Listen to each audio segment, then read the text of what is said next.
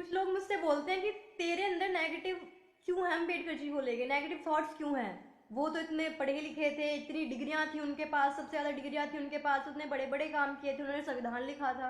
तो मैं उनको एक जवाब देना चाहती हूँ, भाइयों, अगर इतनी बुद्धि थी ना उनमें, तो वो अपने देश का संविधान खुद लिखते, दूसरे देश से कॉपी पेस्ट नहीं करते। और रही बात, कॉपी पेस्ट भी किया तो उसे ढंग से अरेंज भी नहीं किया। कितने आर्टिकल ऐसे हैं जो एक दूसरे को क्रैश कर रहे हैं। और रहे बहुत बड़े बड़े काम, तो हाँ।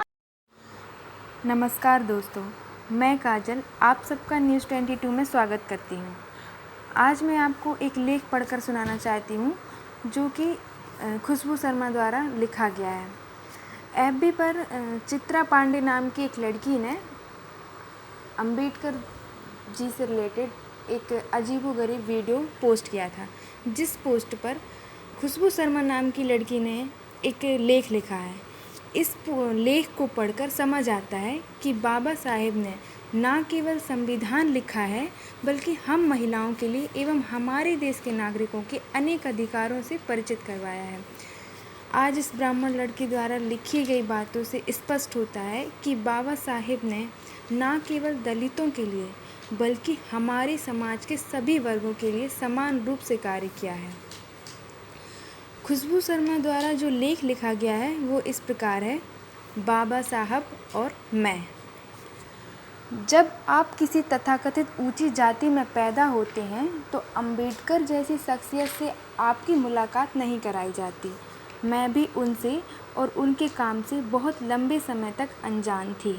हमारे घरों में मैंने भगत सिंह, गांधी, नेहरू का जिक्र सुना है, लेकिन कभी अंबेडकर का नहीं। स्कूल जाने लगी तो सामान्य ज्ञान की किताब से बस इतना जाना कि डॉक्टर भीमराव अंबेडकर नाम के एक व्यक्ति ने भारत का संविधान बनाया था। किताब के एक कोने में सूट पहने, टाई लगाए, चेहरे पर एक बड़ा सा चश्मा और हाथ में एक मोटी सी नीले रंग की किताब के साथ अंबेडकर की एक तस्वीर छपी होती थी। इससे इतर मुझे ना तो संविधान के बारे में कुछ मालूम था, ना ही अंबेडकर के बारे में।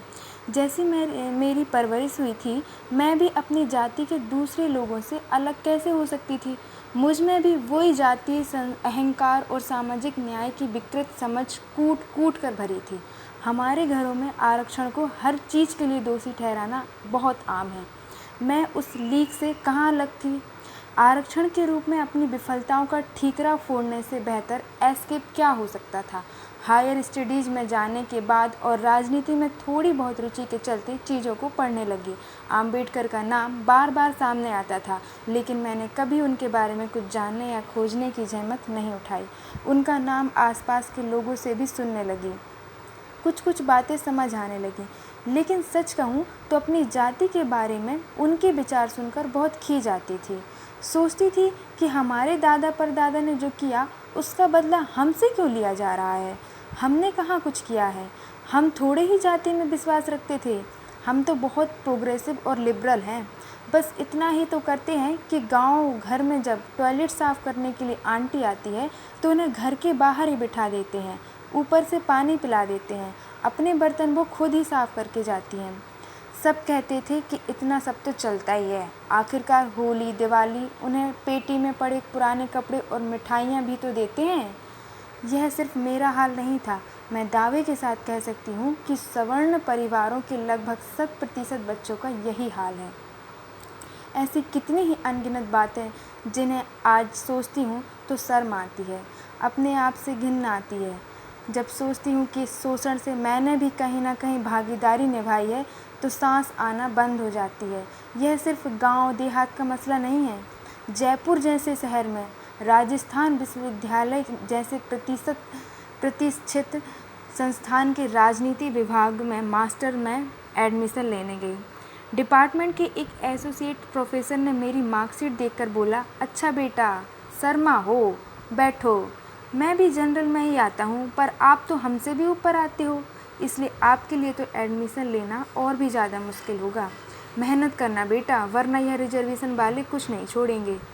तुम तो क्लास में आगे ही बैठना, हमारे सारे बच्चे आगे ही बैठते हैं। यह शब्द मेरे कानों में आज भी बिल्कुल स्पष्ट गूंजते हैं, नहीं चुभते हैं किसी सुई की तरह। इसके बाद मैंने वहाँ एडमिशन तो लिया, लेकिन कुछ समय बाद वो कोर्स छोड़ दिया। आज जब भी मैं बाबा साहब को पढ़ती हूँ, वो हर बार मेरे इस अमानवीय गुरूर पर चोट करते हैं जो मुझ में और मेरे जैसे जाने कितने लोगों में ब्राह्मणवादी परवरिश द्वारा भरा जाता है। उनको पढ़कर मैं अपने आप को एक बेहतर इंसान पाती हूँ।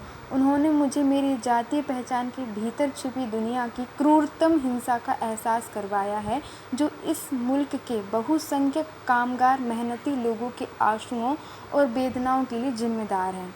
अब मैं और ऐसी पहचान के साथ नहीं जीना चाहती थी। बाबा साहेब ने समय के साथ मुझे महिला होने के नाते मेरे पैरों में जाति द्वारा डाली गई बेड़ियों का एहसास करवाया। मैं भी कहाँ आज़ाद थी। जब तक जाती है कोई महिला आज़ाद नहीं हो सकती। हम सब गुलाम हैं मनुस्मृति के उन्हीं पन्नों की जो शूद्रों और महिलाओं के खिलाफ बराबर नफरत और जहर उगलते हैं। आम्बेडकर एक क्रांति है, एक प्रतीक है हर उस लड़ाई की जो दुनिया में हो रहे किसी भी अन्याय के खिलाफ लड़ी गई हो। बाबा साहब ब्राह्मणवाद, मनुवाद, जातिवाद, पितृसत्ता के खिलाफ बुलंद हुई वो आवाज़ है जो बुलंद ना होने से इनकार करती है। एक आवाज़ जो शोषक को आईना दिखाने से नहीं हिचकती। एक ऐसी आवाज़ जो पीड़ितों, शोषितों, वंचितों, पिछड़ों को प्रतिरोध एहतियाज करने के लिए प्रेरित करती है। अपने हकों के लिए लड़ने और जीतने का नाम ही अम्बेडकर है। उनके द्वारा उठाई गई इस आवाज़ में हम भी अपना स्वर मिला पाए, यही ज़िंदगी का उद्देश्य है। जब जय भीम कहती हूँ तो लगता है कि मैं आज़ाद हूँ, जिंदा हूँ और मेरी आज़ादी किसी जाति, किसी पुरुष की मोहताज नहीं है। जाति और पितृसत्ता के खात्मे के लिए चल रही इस जंग को मेरी ज़िंदगी समर्पित रहेगी। धर्म, जाति, पितृसत्ता, भाषा, नस्ल, ऐसा कौन सा सवाल है जिसका उत्तर बाबा साहब के पास नहीं है। आज जब कहीं उलझती हूँ, जब सवालों के जवाब नहीं मिलते तो इसी तस्वीर की तरह उम्मीद भरी नज़रों से बाबा साहब की ओर देखती हूँ। बाबा मुझे कभी निराश नहीं करते। तो देखा आप सभी ने, ये था एक लेख जो कि खुशबू शर्मा नाम की लड़की द्वारा लिखा गया है। इसमें उन्होंने बताया है कि हमारे बाबा साहेब जी ने क्या काम हमारे देश में, हमारे समाज में किए हैं। धन्यवाद।